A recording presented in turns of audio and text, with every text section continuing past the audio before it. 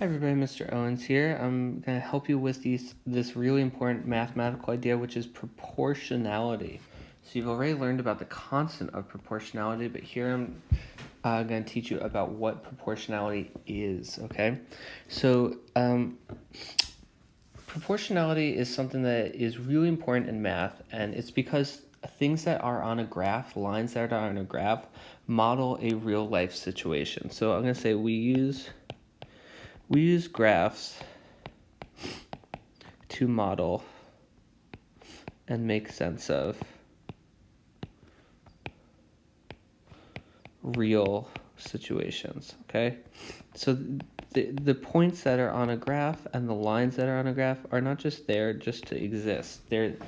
We use that to model a real life situation, okay? And something is proportional, so I'm gonna write proportionality or proportional. Something is proportional if it goes up at a constant rate, which means it is a straight line. So something is a straight line, goes up at a constant rate, and it goes through the origin, which is 0, 0. Okay? So something is proportional. This is going to be super important. You're going to have to memorize this, okay? Something is proportional if it goes up at a constant rate and goes through 0, 0. So it's a straight line that goes through 0, 0. Now I'm going to go over some examples, but before I do, I just want to explain why this is important. Proportionality is used to be able to scale things up or down easily, and not to say that you can't scale up non-proportional relationships easily, but it is a little trickier to do that. You have to use the equations. So proportional relationships, you can just double things, triple things really easily. So it just makes scaling up or scaling down, so figuring out the answer for a large number or for a really small number very easily, okay? So here's an example. Here is a graph, and I've already graphed the points, and I put the points in a table right over here. So first, is this proportional? Is this proportional? So the first thing you want to think to yourself is, okay, does it go up at a constant rate? Is it a straight line? The answer is yes, it is a straight line. Does it go through 0, 0? Yes, it does.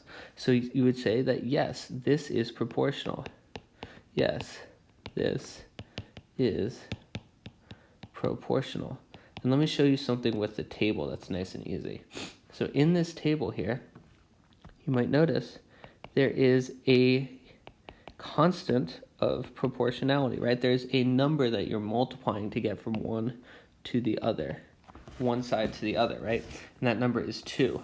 So if something is proportional, you can say that there is a constant of proportionality.